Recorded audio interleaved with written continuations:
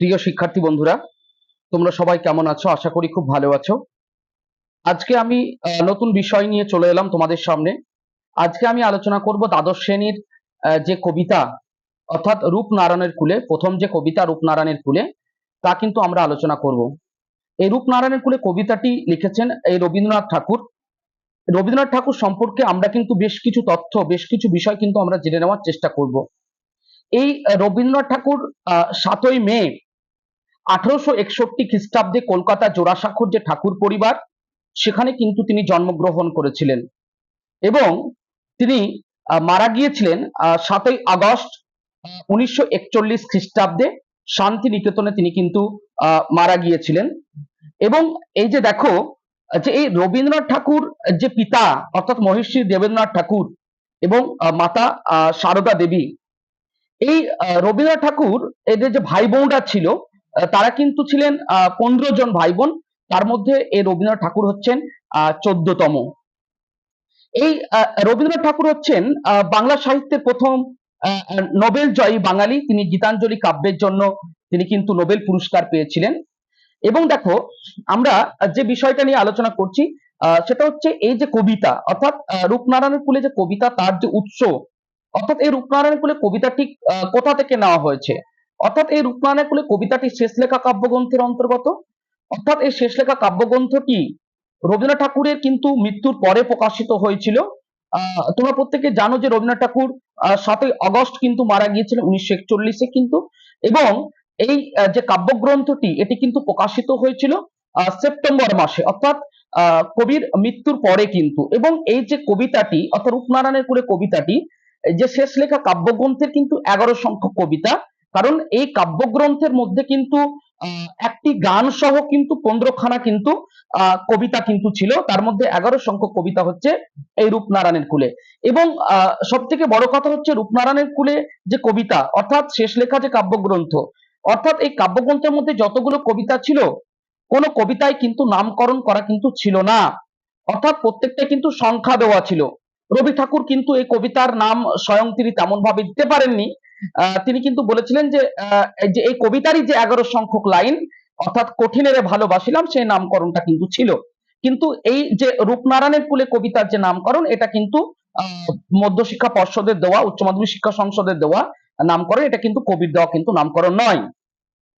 এবং এরপরে যে বিষয়টা বলি, যে এই রূপনারায়ণের কুলে কবিতার প্রসঙ্গে বলি, যে এই রূপনারায়ণের কুলে কবিতাটি কখন লিখেছেন কবি, একদম জীবন সায়ান্নে উপনীত হয়ে, অর্থাৎ জীবনের শেষ পর্যায়ে পৌঁছে একবারে মৃত্যুর কাছাকাছি গিয়ে তিনি কিন্তু এই কবিতাটি রচনা করেছিলেন। যে শান্তিনিকেতন, সেই শান্তিনিকেতনের যে উদয়ন গৃহ, সেই উদয়ন গৃহতে বসে তিনি কিন্তু এই কবিতাটি কিন্তু রচনা করেন। এবং এই কবিতাটি রচনা কবি কিন্তু একদিনে করেননি, এবং পুরো কবিতায় কিন্তু কবির কিন্তু স্বহস্তে লিখিত নয়। অর্থাৎ এই কবিতাটি কিন্তু 13ই মে এবং 14ই মে 2 দিনে কিন্তু লেখা। অর্থাৎ 14ই মের শেষ অংশটা কিন্তু লিখেছিলেন রবি ঠাকুরের সেই দাসী, যার নাম হচ্ছে রানীচন্দ্র। রানীচন্দ্র সেই রকমই একটা স্টেটমেন্ট দিয়েছেন যে তখন ভোর 3টা 15 মিনিট, তখন গুরুদেব ঘুমাচ্ছেন, তখন তিনি গিয়েছেন। অর্থাৎ গুরুদেব বলতে কে, রবীন্দ্রনাথ ঠাকুর ঘুমাচ্ছেন, সে সময় তার ঘরে গিয়েছেন, শয়ন গৃহে গিয়েছেন। কারণ রবীন্দ্রনাথ ঠাকুর সে সময় প্রচন্ড অসুস্থ ছিলেন। শেষ পর্যায়ে গিয়ে তো তিনি কবিতাগুলো নিজে লিখতে পারতেন না, যাকে কাছে পেতেন তাকে দিয়ে কিন্তু তিনি রবি ঠাকুর বলতেন, আর তাকে দিয়ে কিন্তু লিখাতেন। এই যে দেখো, একটা সময় শেষ অংশটা কিন্তু রানীচন্দ্রকে দিয়ে কিন্তু লেখানো হয়। অর্থাৎ 14ই মে, অর্থাৎ 2 দিনে কিন্তু কবিতাটি লেখা, 13ই মে এবং 14ই মে। এবং আমি তোমাদেরকে বলি, এই কবিতাটির নামকরণ কিন্তু আগে ছিল কঠিনেরে ভালোবাসিলাম। এবং যখন উচ্চ মাধ্যমিক শিক্ষা সংসদ যখন এই কবিতাটিকে যখন আমাদের সিলেবাসে যখন লাগায়, তখন কিন্তু এই কবিতাটির নামকরণ করা হয় রূপনারায়ণের কুলে। এই রূপনারায়ণের কুলে কবিতার, এবার চলে আসি বিষয়বস্তুতে, যে এই রূপনারায়ণের কুলে কবিতার বিষয়বস্তুটা আসলে কি, অর্থাৎ রূপনারায়ণের কুলে কবিতাটি কবি লিখলেন কেন। কারণ একটা কথা ভালো করে মাথায় রাখো, যে মানুষ যখন কি হয়, মৃত্যুর মুখোমুখি যায়, যখন মানুষের বয়স হয়ে যায়, মানুষ যখন বয়স্ক হয়ে যায়, যখন মৃত্যু দোরগোড়ায় গিয়ে পৌঁছায়, তখন কিন্তু তার অতীত গুলোকে কিন্তু তার স্মৃতিতে কিন্তু বিজড়িত হয়, তার অতীত গুলো কিন্তু স্মৃতিতে কিন্তু স্মৃতি রোমন্থিত হয়। অর্থাৎ দেখো, কারণটা কি, কারণটা হচ্ছে আমরা যখন ইয়াং থাকি, যখন আমরা যুবক থাকি বা শৈশব কালে থাকি, তখন আমাদের মধ্যে মৃত্যু ভয় তেমন ভাবে কাজ করে না। অর্থাৎ আমরা কিন্তু সংসারের মোহজালে, সংসারের মায়াজালে কিন্তু জড়িয়ে থাকি, কিন্তু যখন মৃত্যুর মুখোমুখি গিয়ে পৌঁছাই তখন কিন্তু আমাদের কিন্তু জীবনের বোধটা কিন্তু ফিরে আসে। তখন মনে হয় যে না, এই জগৎটা আসলে কিন্তু সত্য নয়, এই জগৎটা বাস্তব নয়। কারণটা হচ্ছে এই জগৎটা, বাস্তব জগৎ যেটা দেখছি আমরা, সেই জগৎটা কিন্তু সত্যি নয়। কারণটা কেন? কারণটা হচ্ছে একদিন আমাদেরকে মৃত্যুবরণ করতে হবে, মৃত্যুবরণ করে আমাদের ইহকাল থেকে পরকালে যেতে হবে। কিন্তু যখন আমরা ইয়াং থাকি, যখন যুবক থাকি, তখন কিন্তু আমাদের মধ্যে এই মৃত্যু চেতনা বোধ কিন্তু গড়ে ওঠে না। যখন আমরা বয়বৃদ্ধ হই, যখন বয়স্ক হয়ে যায়, তখন কিন্তু আমাদের মধ্যে মৃত্যু চেতনা বোধ গড়ে ওঠে। কারণ রবীন্দ্রনাথ ঠাকুর এর জীবনেও কিন্তু সেটাই ঘটেছে, যে তিনি কিন্তু যখন ইয়াং ছিলেন, যখন যুবক ছিলেন, তখন আমরা দেখেছি যে তিনি কিন্তু সেই সময় প্রেমের কবিতা লিখেছেন, বিশেষ করে তার চিত্রা কাব্যগ্রন্থ। তারপর থেকেই কবি কিন্তু যখন রামপুর বোয়ালিয়াতে যখন আহ, যখন তিনি গিয়েছিলেন, যখন শিলাইদহ গিয়েছিলেন, যখন জমিদারি পরিদর্শনে, তারপরে সাধারণ মানুষের ওপরে যে জমিদারি অত্যাচার, তারপর থেকে চিত্রাকাব্যের পরবর্তী কাল থেকে রবি ঠাকুরের জীবনের একটা পর্ব, যে তিনি কিন্তু এই যে প্রেম, ভালোবাসা, এই সমস্ত কিছুকে বাদ দিয়ে একটা বাস্তব জগতে ফিরে আসা। এবং এই কবিতাটা যে ক্ষেত্রে মৃত্যুর একদম খুব কাছাকাছি সময়ে লেখা, সেক্ষেত্রে কবির এই কবিতার মধ্যে কিন্তু মৃত্যু চেতনাবোধ গড়ে উঠেছে। অর্থাৎ এই কবিতার কিন্তু মৃত্যু চেতনামূলক কবিতা কিন্তু আমরা বলতেই পারি। অবশ্য মৃত্যু চেতনামূলক কবিতা, যে এর মধ্যে কবির একটা মৃত্যু চেতনা ফুটে উঠেছে। আজকে যে বিষয়টা, যে আসলে রূপনারায়ণের কুলে, অর্থাৎ আমি আগে বলেছি মৃত্যু চেতনা ফুটে উঠেছে রবি ঠাকুরের শেষ পর্যায়ে, শেষ মুহূর্তে এসে। এই যে রূপনারায়ণের কুলে, নামকরণটার মধ্য দিয়ে রূপনারায়ণ আসলে কিসের নাম যদি আমরা বলি, যে রূপনারায়ণ কিন্তু দক্ষিণবঙ্গের একটি নদের নাম কিন্তু রূপনারায়ণ। কিন্তু আসলে রবীন্দ্রনাথ ঠাকুর কিন্তু এই কবিতার মধ্যে কিন্তু রূপনারায়ণ বলতে দক্ষিণবঙ্গের নদের কথা কিন্তু তিনি বোঝাতে চাননি। আসলে তিনি বোঝাতে চেয়েছেন এই রূপময় জগৎ সংসারকে, এই মোহময় বাস্তব জগৎ সংসারকে কবি কিন্তু রূপনারায়ণ বলতে বুঝিয়েছেন। তাহলে প্রশ্ন আসতে পারে যে রূপনারায়ণ আসলে কিসের নাম? রূপনারায়ণ আসলে দক্ষিণবঙ্গের একটি নদের নাম। রূপনারায়ণ বলতে আসলে কবি কি বুঝিয়েছেন? এই রূপময় জগৎ সংসারকে বুঝিয়েছেন, এই মোহময় জগৎ সংসারকে বুঝিয়েছেন রূপনারায়ণ বলতে। এই যে দেখো, এই যে রূপনারায়ণের কুলে কবিতায় কবি কিন্তু, এবার আমরা কবিতার আলোচনায় চলে আসব, যে যে এই কবিতার মধ্যে কবি আসলে কি বলতে চেয়েছেন।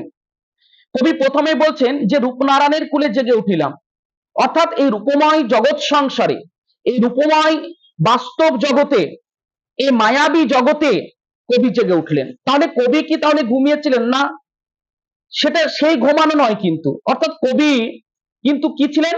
এই মোহময় জগৎ সংসারের মধ্যে তিনি কিন্তু আবদ্ধ ছিলেন, এই জাগতিক মায়ার মধ্যে কবি কিন্তু আবদ্ধ ছিলেন। কারণ মানুষ যখন মৃত্যুর মুখোমুখি চলে যায়, যখন বয়োবৃদ্ধ হওয়ার পরে, তখন কিন্তু মানুষ কিন্তু এই জগতের মায়া আস্তে আস্তে কাটাতে শুরু করে। রবি ঠাকুর কিন্তু এই জগতের মায়াকে কাটিয়ে দিয়েছেন তিনি। তার জন্য তিনি বলছেন যে রূপনারায়ণের কুলে জেগে উঠলাম। এই রূপময় জগৎ সংসারে কবি জেগে উঠলেন। কবি কিন্তু কল্পনার জগৎ থেকে বেরিয়ে এসে বাস্তবের মাটিতে তিনি কিন্তু পা রাখলেন। অর্থাৎ তিনি বুঝতে পারলেন যে এই জগৎটা কি নয়, জানিলাম এই জগৎ স্বপ্ন নয়। অর্থাৎ কবি এই মোহময় জগৎ সংসার থেকে বেরিয়ে এসে বাস্তবের মাটিতে এসে কবি বুঝতে পারলেন যে আসলে এই জগৎ স্বপ্ন নয়। তাহলে দেখো, কবি কি বলছেন? যে রূপনারায়ণের কুলে জেগে উঠলাম। অর্থাৎ তাহলে কবি কোথায় জেগে উঠলেন? রূপনারায়ণের কুলে। রূপনারায়ণ আসলে কিসের নাম? দক্ষিণবঙ্গের একটা নদের নাম। রূপনারায়ণ বলতে আসলে কবি কি বুঝেছেন? এই মোহময় জগৎ সংসারকে বুঝিয়েছেন। জেগে উঠিলাম, কবি কোথায় জেগে উঠলেন? রূপনারায়ণের কুলে কবি কিন্তু জেগে উঠলেন। জানিলাম এ জগৎ স্বপ্ন নয়। কে জানলেন? কবি জানলেন। অর্থাৎ কবি স্বয়ং জানলেন যে এই জগৎ স্বপ্ন নয়। এ জগৎ বলতে কোন জগৎ? এই মোহময় জগৎ। এই মোহময় জগৎ, এই রূপময় জগৎ কি নয়? স্বপ্ন নয়। অর্থাৎ তাহলে কি এটা তাহলে বাস্তব, স্বপ্ন নয়, বাস্তব। রক্তের অক্ষরে দেখিলাম আপনার রূপ। কবি বলছেন রক্তের অক্ষরে দেখিলাম আপনার রূপ। রক্তের অক্ষর বলতে কবি কি বোঝাতে চেয়েছেন? দেখো, তোমরা জানো যে রবীন্দ্রনাথ ঠাকুর তার জীবনে তিনি অনেক যুদ্ধ দেখেছেন, রক্তক্ষয়ী সংগ্রাম দেখেছেন। দেখেছেন প্রথম বিশ্বযুদ্ধ, দেখেছেন বিশেষ করে দ্বিতীয় বিশ্বযুদ্ধের কথাই বলি।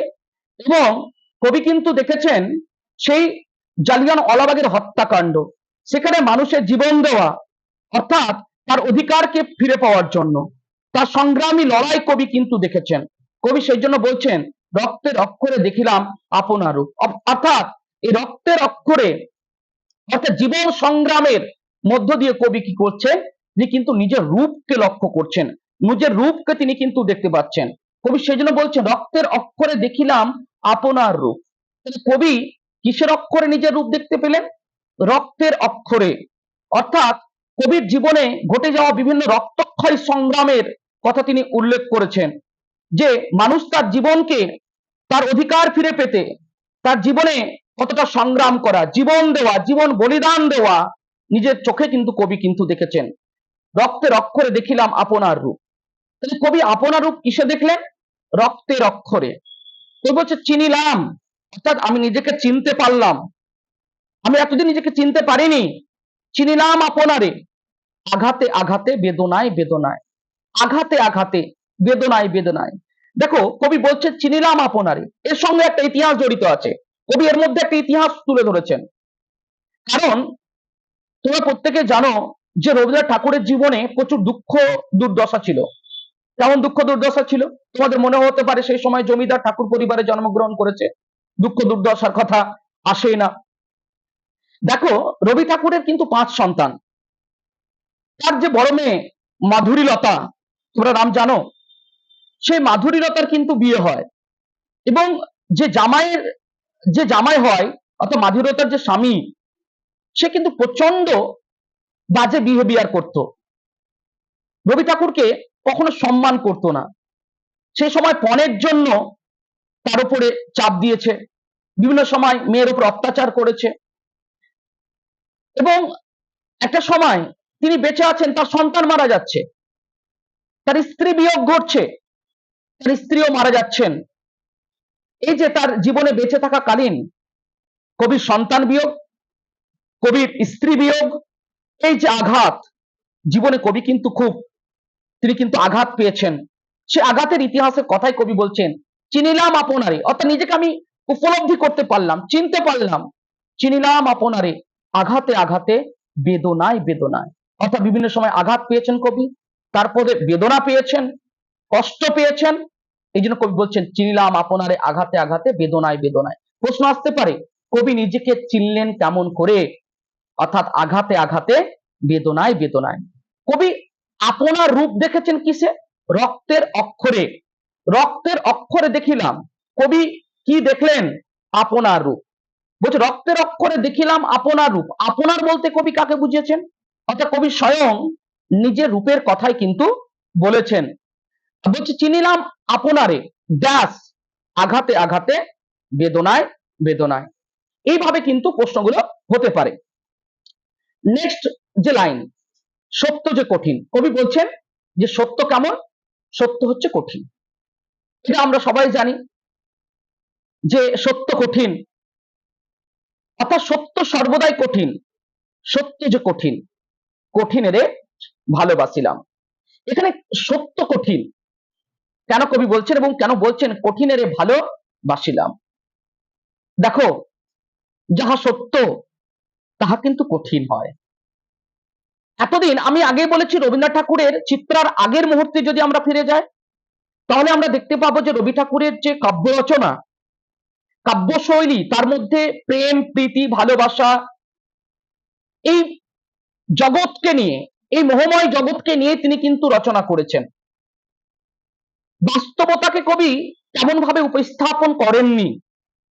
কিন্তু চিত্রার পরবর্তীকালে কবি যতটাই বয়প্রাপ্ত হচ্ছেন, বয়সটা যত বাড়ছে, কবি কিন্তু সেইগুলোকে, বাস্তবতাগুলোকে তিনি কিন্তু ফুটিয়ে তোলার চেষ্টা করছেন।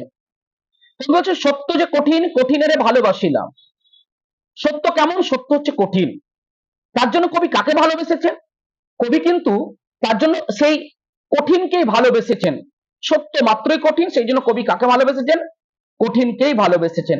তার মানে এখানে কবি কিন্তু সে মৃত্যুর কথা বলছেন।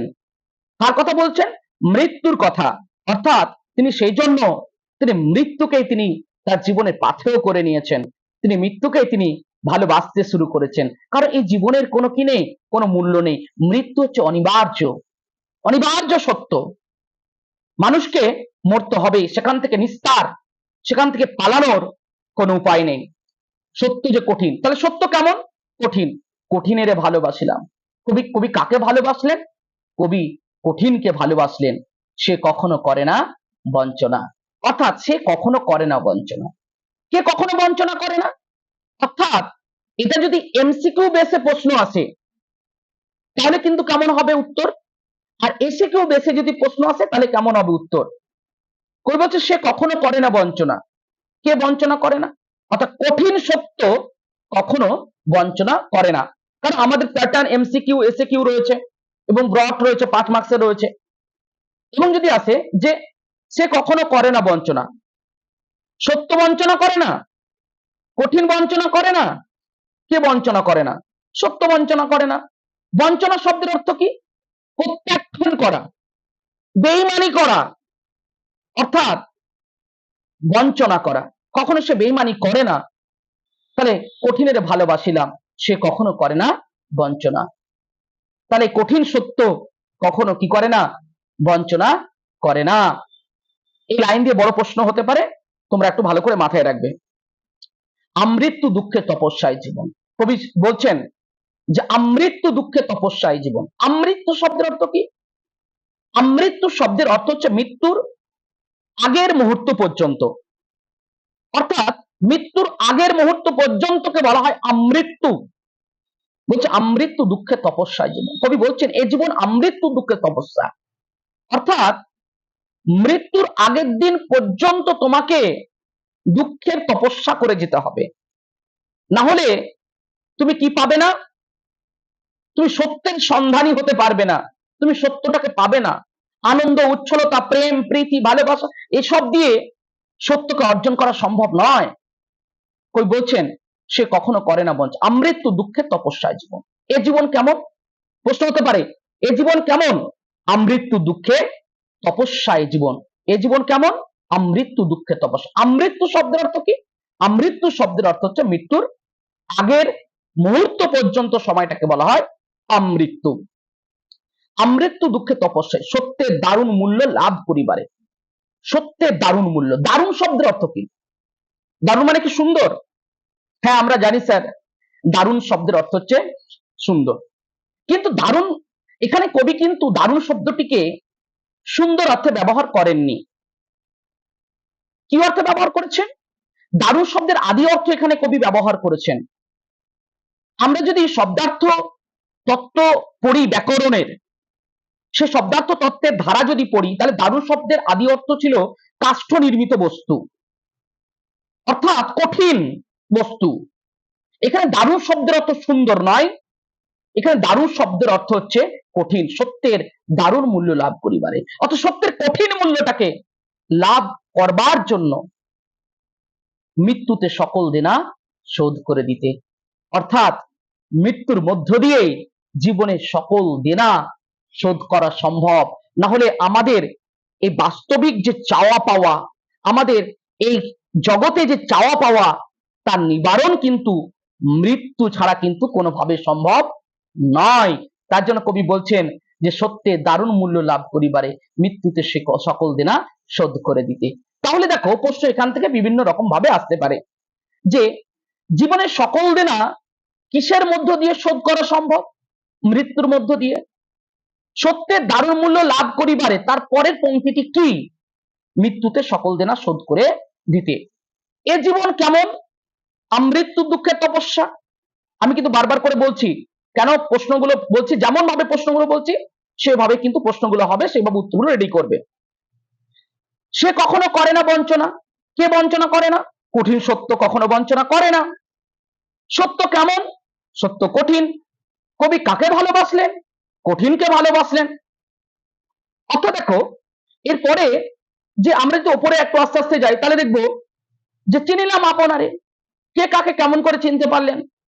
কবি নিজেকে চিনতে পারলেন আঘাতে আঘাতে, বেদনায় বেদনায়। তার সঙ্গে বলেছি তার একটা পারিবারিক যে একটা দুঃখ কষ্ট, তার স্ত্রী বিয়োগ, তার সন্তান বিয়োগ এবং তার জামাইয়ের যে দুর্ব্যবহার, সেই ইতিহাস কিন্তু জড়িয়ে আছে, কবি কিন্তু উল্লেখ করেছেন। কারণ এই কবিতাটি এতটা, কবিতাটার লেন্থ যতটা ছোট, তার ভাববস্তু গভীরতা কিন্তু এত ছোট নয়। কারণটা হচ্ছে, যে ক্ষেত্রে জীবনের একদম অন্তিম পর্যায়ে এসে কবি কবিতাটা লিখেছেন, তার মানে এটা বলা যেতেই পারে কবির সমস্ত অভিজ্ঞতা একটা সারবত্তা। এত ছোট করে কবিতাটাকে নিলে চলবে না, এত সহজ করে নিলে চলবে না। রবি ঠাকুরকে খুব ভালো করে জানা খুব প্রয়োজন। রবি ঠাকুরের জীবনে প্রত্যেকটা পর্বকে জানা খুব সুন্দরভাবে দরকার, তাহলে এই কবিতাটা বুঝতে সুবিধা হবে। চিনলাম আপনারে, কবি কেমন করে নিজেকে চিনতে পারলেন? আঘাতে আঘাতে, বেদনায় বেদনায়। কবি নিজের রূপ অর্থাৎ আপনার রূপ বলতে কবি কার রূপের কথা বলেছেন? অর্থাৎ আপনার রূপ বলতে কবি নিজের রূপের কথা বলেছেন। রক্তের অক্ষরে দেখিলাম, কবি রক্তের অক্ষরে কি দেখলেন? আপনার রূপ। জানিলাম এ জগৎ ড্যাশ, শূন্যস্থান পূরণ থাকতে পারে, স্বপ্ন নয়। কবি কোথায় জেগে উঠলেন? রূপনারায়ণের কুলে। রূপনারায়ণ বলতে আসলে কবি কাকে বুঝিয়েছেন? এই রূপময় জগৎ সংসার, এই মোহময় জগৎ সংসারকে বুঝিয়েছেন। রূপনারায়ণ আসলে কিসের নাম? দক্ষিণবঙ্গের একটা নদের নাম। এই যে বিষয়গুলো, এইভাবে কিন্তু তোমরা একটু ভালো করে কিন্তু পড়বে, এবং আমি কিন্তু বিষয়গুলো বুঝিয়ে দিলাম তোমাদেরকে। তোমাদের এইটুকু আমি বলবো যে এটুকু ভালো করে পড়ো, তোমাদের কোনো অসুবিধা হবে না। আর যেগুলো বললাম নোট ডাউন করে নেবে, তোমাদের আশা করি সমস্ত ডাউট ক্লিয়ার হয়ে যাবে। আর এরপরে তোমাদের কোন ক্লাসগুলো চাই আমায় বলো, কারণ এই কবিতাটা ছাত্রদের কাছে খুব কঠিন মনে হয়। আমি পড়াতে গিয়ে দেখেছি ছাত্রছাত্রীরা কিন্তু কোথাও হয়তো পড়েছে বা স্কুলে বুঝেছে, তারা কিছু বুঝতে পারেনি। আমি এই জন্য এই কবিতাটা দিলাম। এরপর নেক্সট যেগুলো তোমাদের দরকার আছে সেগুলো আমায় বলো, আমি কিন্তু তোমাদেরকে পুরোটাই কিন্তু রেডি করিয়ে দেবো। আর আমাদের চ্যানেলটা তোমরা সাবস্ক্রাইব করে দিও, আর পেজটা তোমরা লাইক করে দিও, ফলো করে দিও, এবং ভালো থেকো সবাই। ভালো করে প্রস্তুতি নাও, সম্ভবত নভেম্বরে তোমাদের টেস্ট পরীক্ষা, তার আগে যা কিছু দরকার আমায় বলো, আমি কিন্তু তোমাদের অবশ্যই পাশে আছি। অল দ্য বেস্ট, সবাই ভালো থেকো।